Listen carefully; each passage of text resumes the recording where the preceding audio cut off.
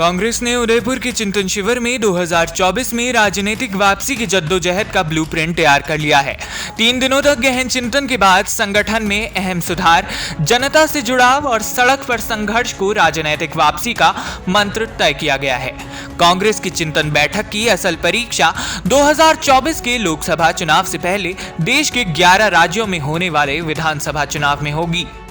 कांग्रेस अगर विधानसभा चुनाव में बेहतर नतीजे लाने में सफल नहीं रहती तो आने वाले समय में पार्टी को मुश्किलों का सामना करना पड़ सकता है। 2024 से पहले 11 राज्यों में विधानसभा चुनाव होने हैं, जिनमें गुजरात और हिमाचल प्रदेश में इसी साल के आखिर में विधानसभा चुनाव होंगे।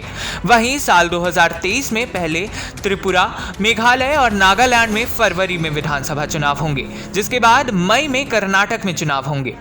इसके अलावा साल 2023 के आखिर में नवंबर-दिसंबर के महीने में मध्य प्रदेश, छत्तीसगढ़, राजस्थान, तेलंगाना और मिजोरम में विधानसभा चुनाव होने हैं।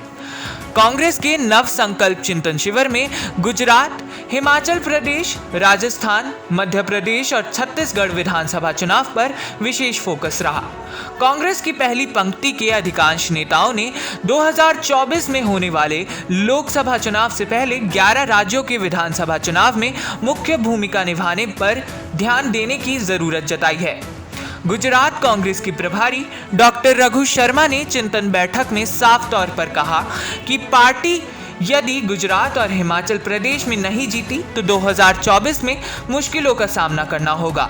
इसलिए सबको एकजुट होकर तैयारी करने में जुटना चाहिए। कांग्रेस को आने वाले समय में विधानसभा चुनाव में जीतने के लिए संगठनात्मक मजबूती पर ध्यान देना होगा। ऐसे में गुजरात, हिमाचल में कांग्रेस की जो परीक्षा है उससे क्या परिणाम निकलकर सामने आने वाले हैं? राजस्थान, छत्तीसगढ़ कांग्रेस के लिए जीतना क्यों अहम हो रखा है? इन तमाम सवालों के जवाब जानने के लिए हमने बात की राजनीतिक सलाहकार और road map to win elections in last hour के लेखक डॉक्टर सुनील मिश्रा से। सुनिए इंडिया पोल न्यूज की यह स्पेशल रिपोर्ट। कांग्रेस के उदयपुर चिंतन शिविर से कांग्रेस की कितनी चिंता मुक्त होगी, ये तो आने वाले वक्त में पता चलेगा। परंतु मुझे लगता है कि ऐसे समय में जब कांग्रेस आम आदमी पार्टी के द्वारा कहीं न कहीं परास्त की जा रही थी, या पंजाब के चुनाव परिणामों को देखें जहां पे 100% कांग्रेस के मतदाताओं ने आम आदमी पार्टी के पक्ष में मतदान किया, इसलिए कांग्रेस को चिंता होना और चिंता के बाद चिंतन शिविर करना अति आवश्यक हो गया था। मुझे लगता है कि कांग्रेस ने जो अभी हाल में चिंतन शिविर किया है उसके उपरांत पार्टी में एक नया जोश आया है, और नया जोश आना भी चाहिए, क्योंकि अभी देखें 2022 और 2023 में तमाम विधानसभाओं की चुनाव हैं, जिसमें मुख्यतः हिमाचल प्रदेश और गुजरात जिसका चुनाव इस साल होना है। अगले साल अगर हम बात करते हैं तो 2 या 3 महत्वपूर्ण राज्य जिसकी हम बात करेंगे, मध्य प्रदेश, राजस्थान और छत्तीसगढ़ हैं जहां पे चुनाव होने हैं। और 2024 लोकसभा चुनाव से पहले अगर आप देखें तो 11 विधानसभाओं के चुनाव होने हैं जहां पे कांग्रेस की दांव साख पे लगी हुई है। ऐसे समय में कांग्रेस का उदयपुर में चिंतन शिविर करना मुझे लगता है एक रणनीतिक तौर पे पार्टी को मजबूत करने वाला कदम आने वाले वक्त में साबित होगा।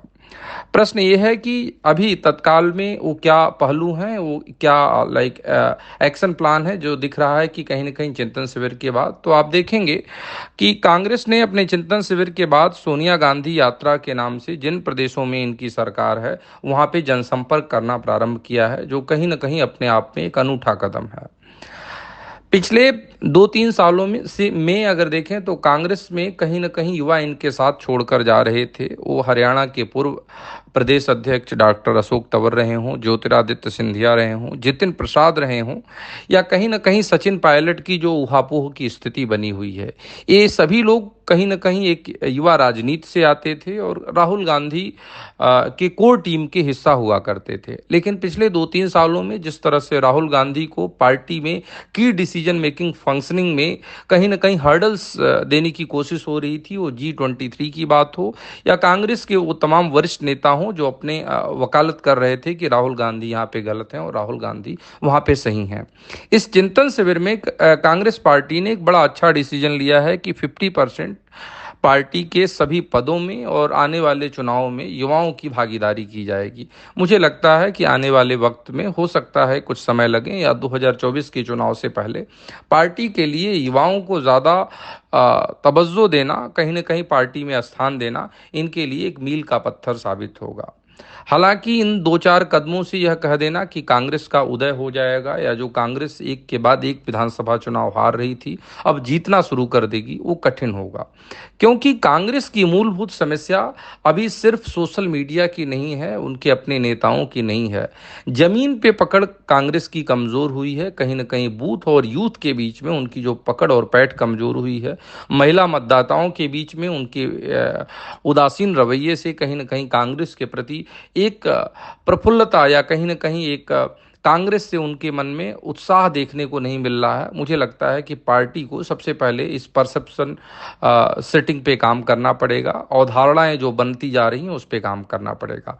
हाँ, किसी भी बड़ी चीज की शुरुआत छोटी छोटी पहलुओं से होता है, तो उदयपुर का चिंतन शिविर मुझे लगता है कि आने वाले वक्त में कांग्रेस के उदय में अवश्य सहायक होगा। अलबत्ता तमाम गुटों में, तमाम धड़ों में बटी हुई पार्टी इस बात को समझ ले कि जितना जल्दी हो सके जमीन पर सक्रियता बनाकर ही पार्टी की विचारधाराओं को, देश की समस्याओं को एक प्रबल स्थान दिया जा सकता है और एक अच्छे अपोनेंट की भूमिका निभाई जा सकती है। हालांकि आने वाले वक्त में हम देखेंगे कि होता क्या है।